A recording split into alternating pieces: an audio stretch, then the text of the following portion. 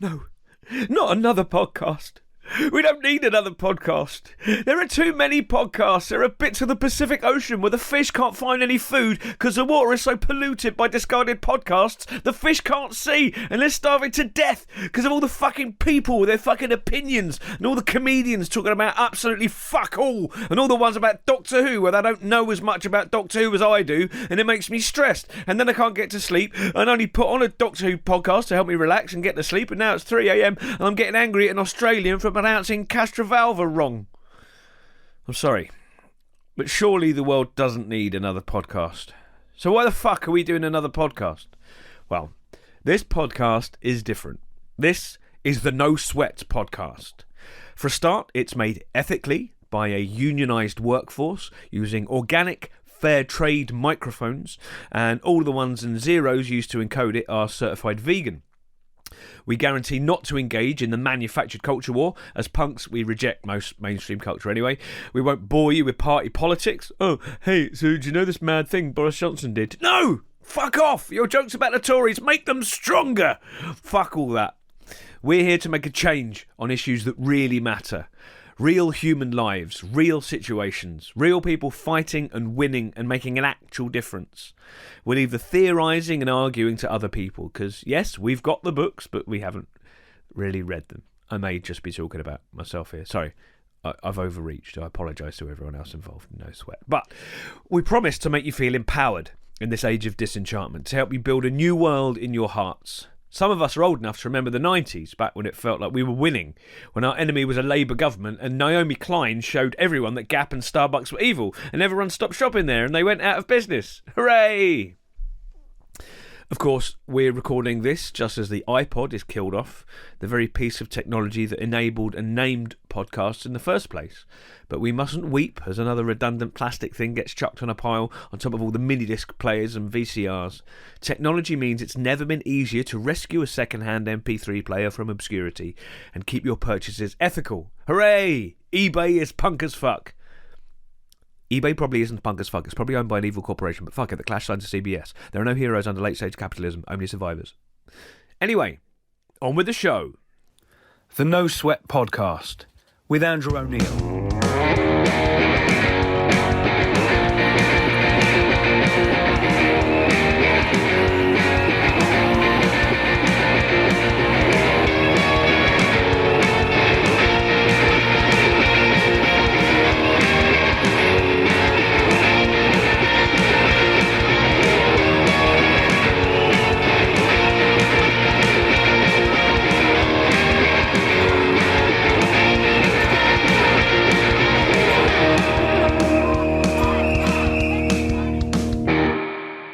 Welcome to the No Sweat Podcast, the official podcast of the grassroots organisation that fights sweatshop labour and builds worker solidarity worldwide. Now, if that sounds a bit dry, fear not, because I am your host, Andrew O'Neill, non-binary stand-up comedian and dickhead. So over the coming weeks and months, the No Sweat Podcast, we're going to dive in detail on the various different issues. We're going to tease apart the different issues that are at the root of worker exploitation around the world, of sweatshop labour. We're going to talk to activists. We're going to talk to people who are on the front line of worker solidarity, organisation, unions, and we're basically going to shine a light on the amazing things that are happening around the world, the incredible people, the individuals who are actually out there making a difference, changing lives, and it'll be sometimes a bit topical and sometimes it won't.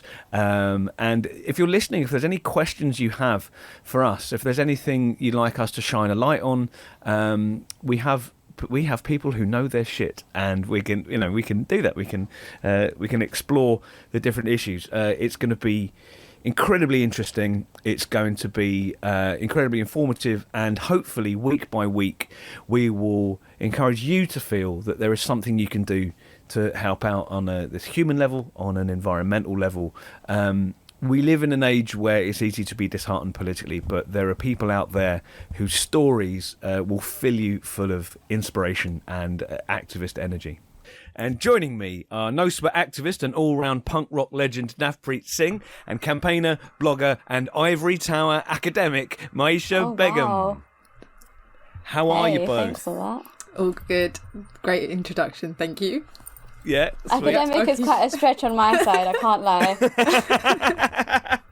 Well, that's all right. That's fine. That's fine. So, this is the first episode. This is our Who the Fuck and No Sweat podcast.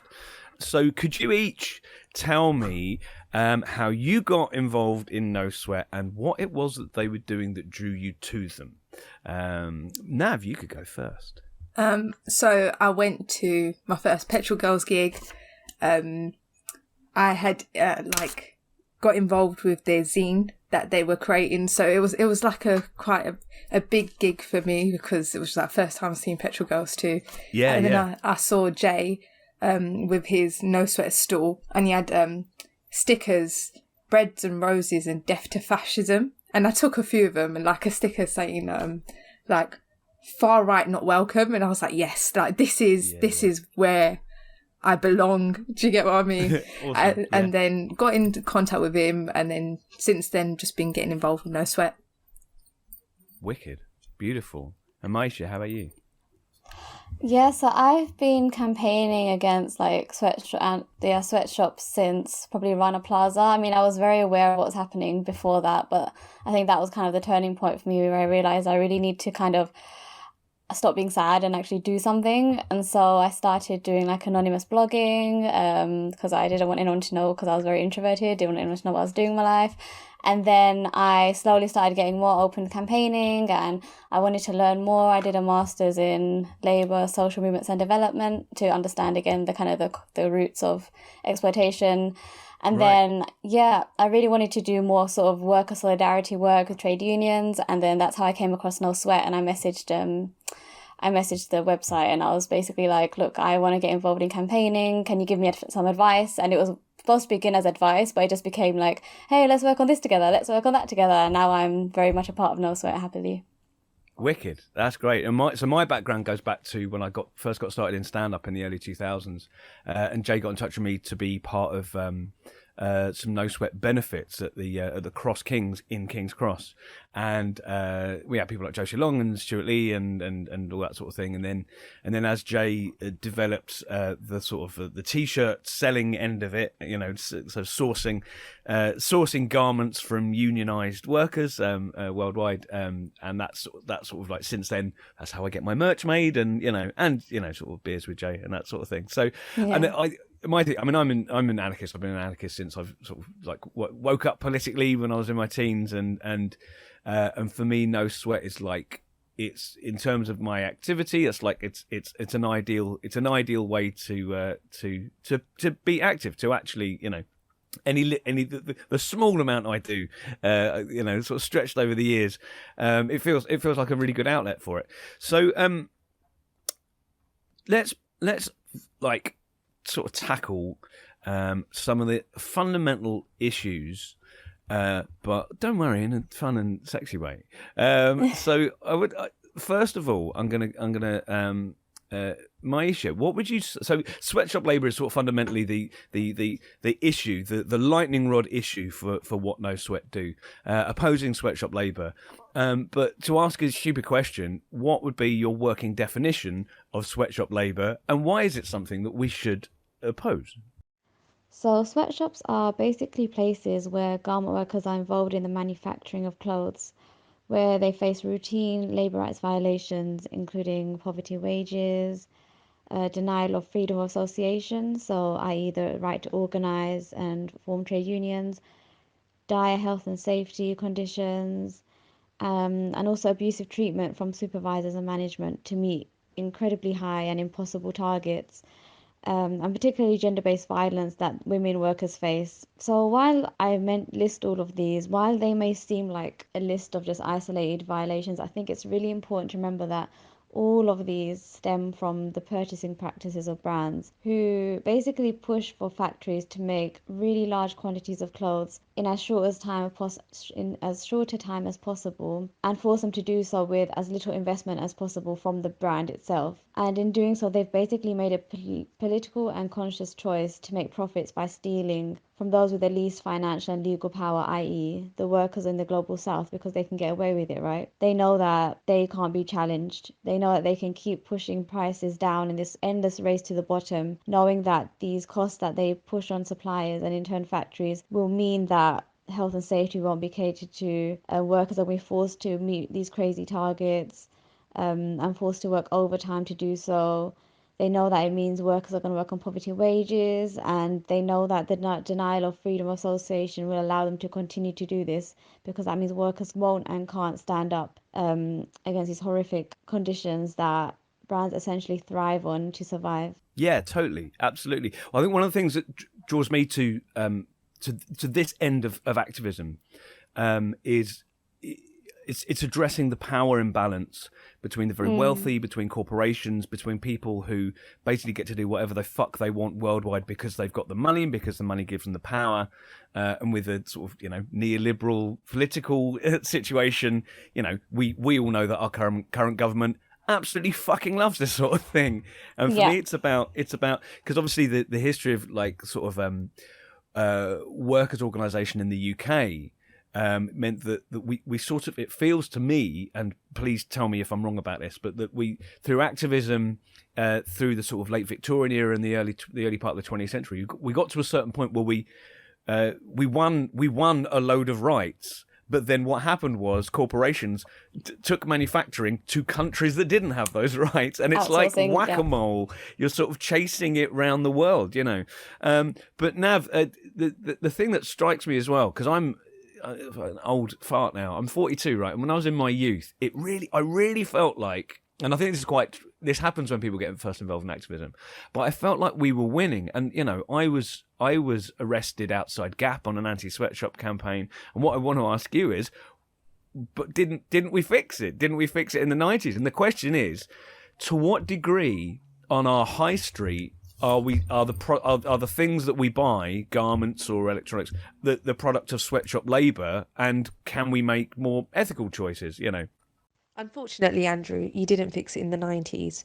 And a very large majority, almost everything that we see in the high street comes from sweatshop labour. Child labour and modern slavery cases are still being reported, especially in Asian developing countries, for example, Bangladesh, Indonesia, Sri Lanka and Philippines, where many garment workers are being paid below the legal state minimum wage, long hours in unsafe environments where there's no healthcare or paid leave, even with products. So Nike and Apple are linked to allowing the use of forced labour from the Uyghur people in China, and that's stated in just 2020.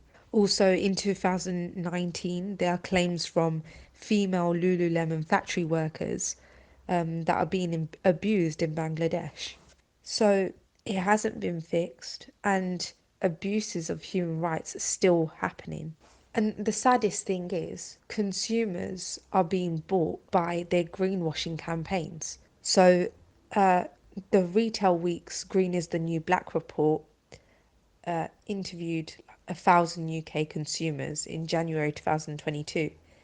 And the top 5 most sustainable companies in the industry, bearing in mind sustainable isn't just, making sure that the environment's looked after. Sustainable is ensuring that your workers looked after, that the workers in the supply chains are being treated fairly too. But the top 5 most sustainable companies in the industry are apparently H&M, Nike, Primark, M&S and Amazon. A lot of money is being spent on their greenwashing campaigns, but not on their garment workers making a fair living wage. So it's not even like, I think there's a perception that, like, well, obviously if you're going to go to Primark, that's the bottom end of it. But what you're saying is, no, even if you go to sort of M&S if you go to quite, the higher end high street retailer, that's all still going to be made by disenfranchised workers on shit wages and under dodgy conditions. Yeah, pretty much. So that in terms of the countries that these garments are made in, off the top of my head, I often see, I see Bangladesh, I'll see Vietnam. Why are certain countries? I'm gonna rephrase that. Why are there certain countries that seem to make most of our clothes? And what is it about those countries? So why don't I see any garments made in Canada or France? What is it about maybe the political situation or that are in those countries that means that these factories are outsourced to those countries? It basically started around the 80s, right? Where like it was similar to what you said, where around like post-colonial era when the colonies had become independent in quotation marks. And at the same time, unions in the global north were unionizing, getting their rights, etc. And because you've got the workers who are getting their rights here and they're getting, they're demanding higher wages, etc. Corporations don't like that. And you've also got from the like colonial perspective, you've got the fact that the north can't directly extract profit from their former colonies, right? And so, right, kind of the way to go about that is through in like outsourcing. So they cleverly tell these countries, right, like you're in debt, we can help you. We're going to give you this amount of money on the condition that you open up your economy, and that you basically depend. They essentially manipulate the economies of these countries so that they depend on exports on cheap exports to the global north. And so it's what we call neo-colonialism, right? Where now these countries have effectively become dependent, or their economies have become dependent on selling these cheap goods to the global north. And so if they start saying, right, we want workers' rights, these companies can be like, no, we're going to leave because we've changed the system so that we can go to wherever the hell we want and demand cheaper labour, which is what's happened. And which is why it's easier to go to these countries because they've manipulated the law, the economy, everything's relaxed. And then also when you look into the fact that we've got a lot of sourcing in Leicester, like you said, this government doesn't care. There's no regulation there. They don't care. They've cut all the sort of investment in inspections and stuff. So it's happening here, and it's migrant workers here. So either way, you've got people of colour mostly exploited because these are people either they descend from the colonies or they're living in the colonies right now. And so it's like this ongoing neo-colonial era that we're living in. Which is very dire, but that's basically how they manage to manipulate it so they can continue extracting profit from people of colour. Yeah. And it's absolutely disproportionately people of colour, disproportionately women. Yeah, I mean, that's another thing, and I feel like we could talk about it another time, about like the feminisation of labour and how it's not a matter of, oh, let's help these women, they need jobs. It's like, no, we can exploit you because we know like they're perceived as being docile workforce that can be easily manipulated, and that's why they are the main sort of source of income because they can push their wages down. They can push their wages down, in turn push the wages of men down, which is why we see now more men working in the factories. And it's just like, the constant driving down of wages by exploiting women. So we have a situation where wealthier countries and also these fleet-footed multinational companies who can, it's not really a big deal for them to switch their manufacturing base from one country to another because it's all sort of outsourced, and so there's that sort of essentially kind of blackmail, and also these this is one thing I do remember from the reading I've done on this, where things like the World Bank will say, we would love to help your country out, but under these very specific conditions of, as you say, opening up your economies. So and obviously what this ends up in is the day-to-day struggle, which is horrific enough, but then you have things like fires, and you have things like the buildings collapsing, and you have these, these are sort of like these are the always the peaks in consciousness and interest in this issue. So No Sweat are a campaigning organisation as well as manufacturers of punk rock t-shirts.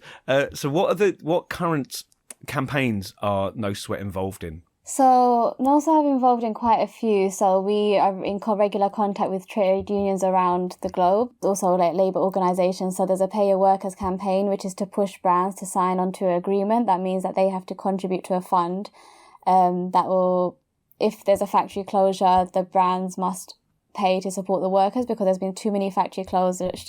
Severance is a huge issue right now where factories close. The workers are given no severance, and brands are like, oh, sorry, that's not our responsibility. So that's a big campaign.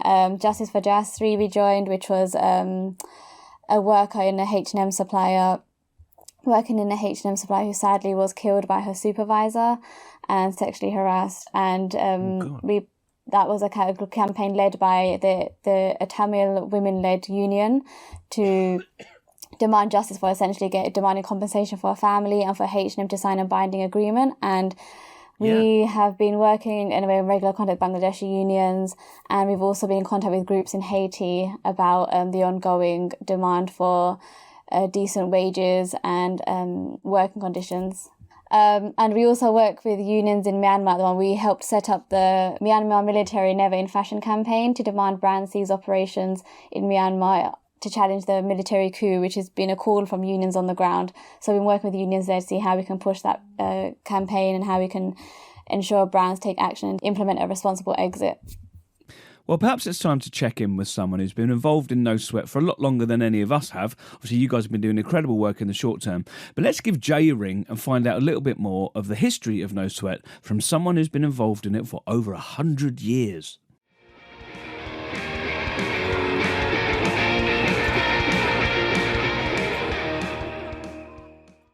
So the person I've known the longest in the No Sweat organisation is my friend Jay. Now, Jay, we met when you were doing comedy fundraisers for No Sweat. First of all, in terms of the broader history of No Sweat, how did No Sweat get started in the first place? Okay, so No Sweat was started in the year 2000 by a guy called Mick, who was part of a Marxist group called the Alliance for Workers' Liberty. And the intention of it was very much to create what we called a broad-based campaign group, open to everyone, to get people involved, to generate some activity around the sweatshop issue, which at that time, this is sort of coming out of the anti-globalization movements, the Battle of Seattle and all that sort of stuff, the anti-WTO protests and stuff like that. So it was very much a reaction to that and a way to try and garner support against sort of like what the campaign said was sweatshops are global capitalism stripped bare. So it was really targeting the big corporations, the multinational corporations that were exploiting people around the world and causing massive environmental damage.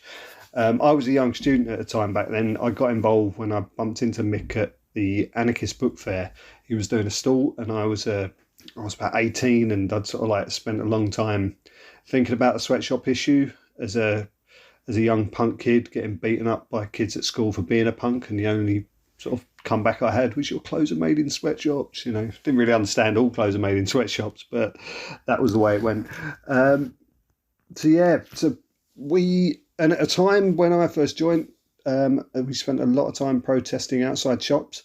So we spent a lot of cold winter's nights on Oxford Circus outside Nike doing various chants against whatever the main issue at the time was. And it was all related to sort of on-the-ground workers' organisations and trade unions in manufacturing countries, so countries like Indonesia, Bangladesh, Mexico, where workers were calling for solidarity, and No Sweat was responding to that call and getting people together outside the shop to raise their voice. And to some extent, that stuff had some impact, as we heard some stories about trade unions hearing from sort of like their own supply chains that the impacts of their voices being raised by the West, by consumers in the West, essentially campaign groups like us, was having a direct impact on the way the multinationals did business with their suppliers. So yeah, it was an interesting time back then. Yeah, because I talked about this elsewhere in the podcast of being. I distinctly remember being arrested on Valentine's Day when I was outside Gap shouting striking workers in Cambodia have been shot. That was the slogan for that particular one. And then the manager of that particular Gap made up a story about me that I'd blocked his way and shouted "fuck off" at him. That was quite something. So how did you? So you met Mick. Mick was doing this campaign that absolutely, and I think I had a similar thing with you, being an anarchist and being a punk, and then going, this looks like something tangible. That was what was this, and even still, this is the thing that there are so many campaigns, there are so many things you can put your energy into. To me, this feels like something genuinely tangible. So after meeting Mick, how did you get involved, and what was your next step in the involvement in it? So back then, in sort of 2001, 2002 and onwards, I was quite young, and I was a mostly stoned student, so I didn't really get too heavily involved at the time. A lot of the stuff I did was sort of background work. But I met some really amazing people, some really dedicated activists, and got to absorb that whole world. So the things that were going on at the time, like beyond that first demo outside Nike that I went to after meeting Mick at the Anarchist Book Fair, we had regular demonstrations about various things. I witnessed or had some involvement, and certainly witnessed the activity that went into creating speakers tours, which were bringing over the garment workers and the trade unionists who have, support organising garment workers over to the UK from manufacturing countries, mainly in the global south. And doing sort of speaker tours around the UK and linking in with the trade union movement in the UK to try and present them there and build worker solidarity in that level. We also had an annual conference that we called the No Sweat Gathering that went on for a fair few years, where we sort of like looked at all the different issues and brought different people together to have workshops and stuff like that. These were quite inspiring stuff, but like I say, I was a young stone student, so I spent most of my time on the stall just sitting there going, yeah, who wants to buy a t-shirt? But yeah, so as time went on, that sort of changed. Around 2006, 2007, I sort of switched from being that sort of young student. I'd sort of matured a bit and became a bit more active and got heavily involved in the fundraising side of things. So I think, like I say, my background being a little punk kid, I carried on with that and started organising punk benefit gigs as fundraisers for No Sweat. So as No Sweat benefit gigs became a regular feature in the London punk scene. And then as an extension to that, No Sweat had done a few comedy nights over the years. So at some point I honed in on that and booked this venue, the Cross Kings you mentioned in King's Cross, and we did a regular monthly comedy night. If I couldn't get a comedy act, we'd stick a punk band on.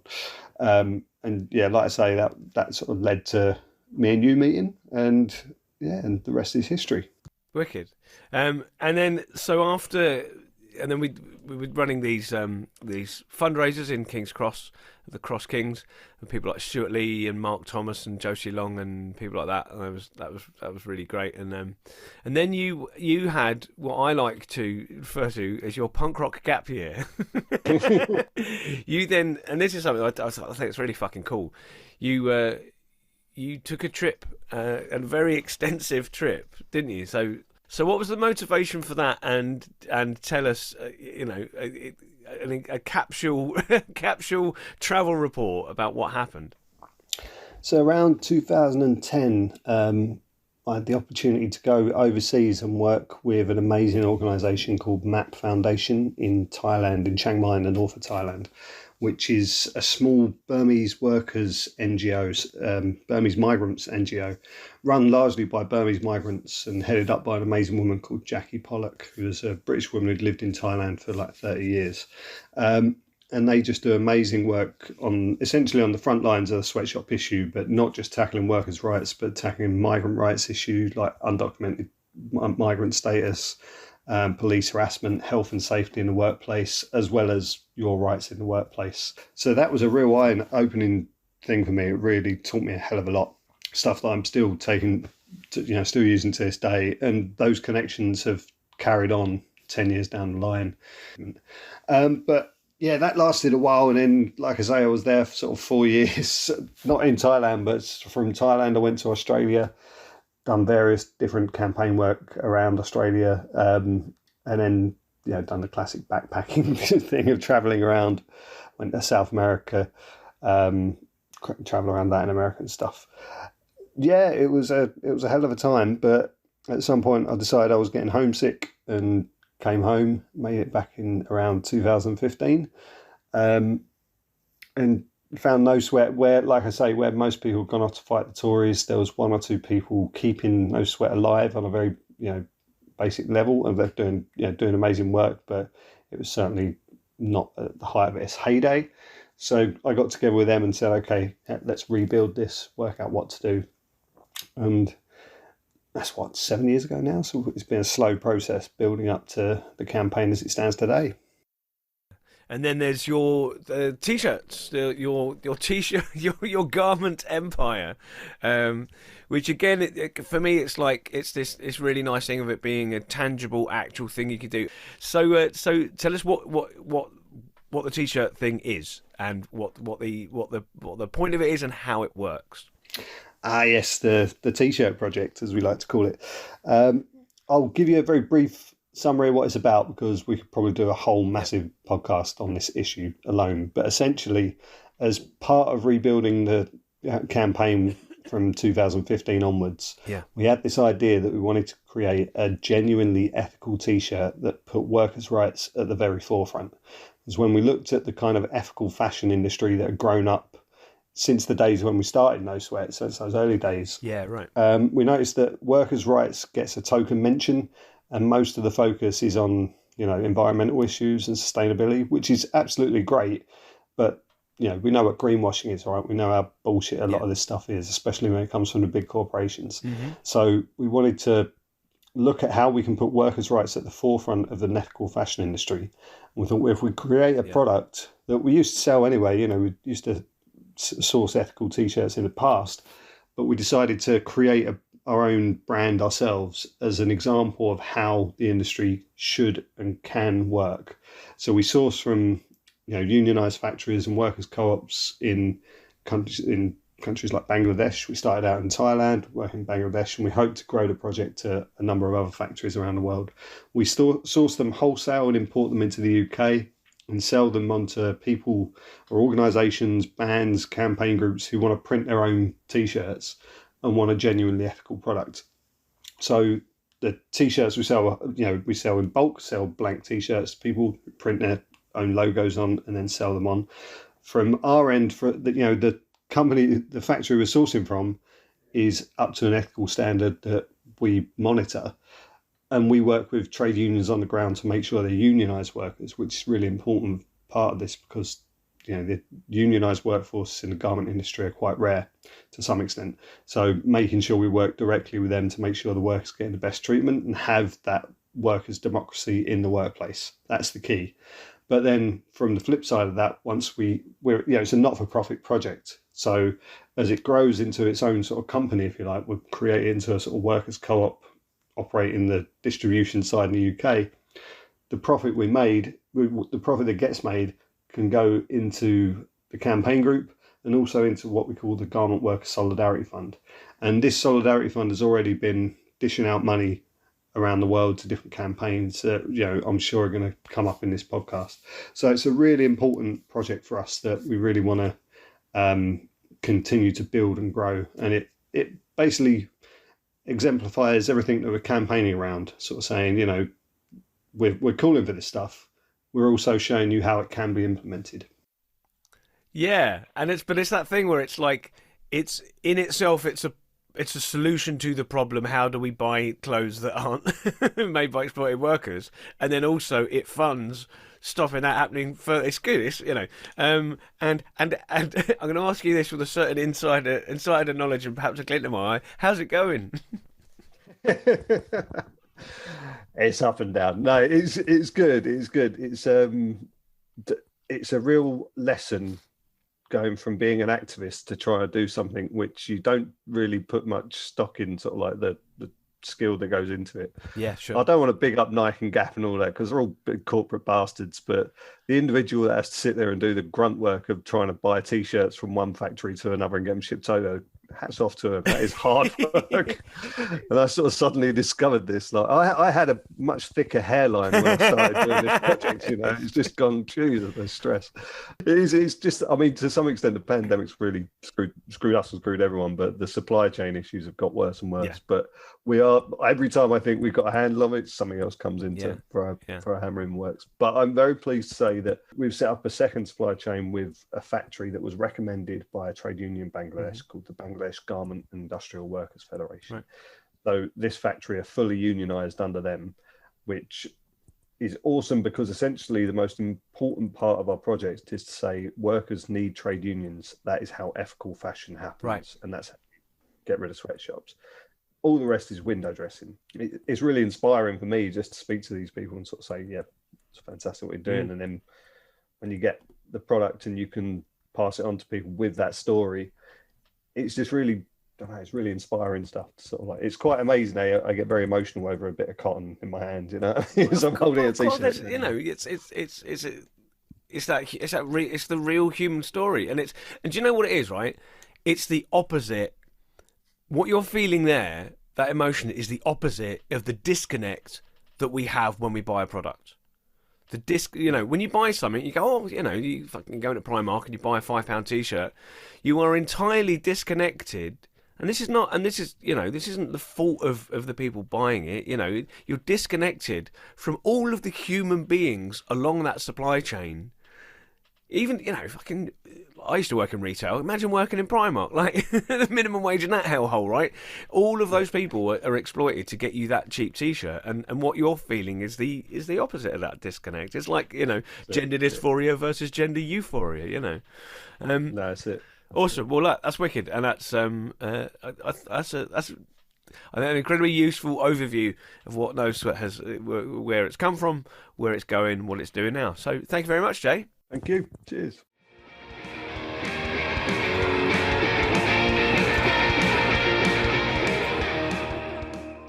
Well, it's all well and good thinking about the past, but we live in the present day. So let's return to the present day and let's ask what people can do to get involved in No Sweat right now.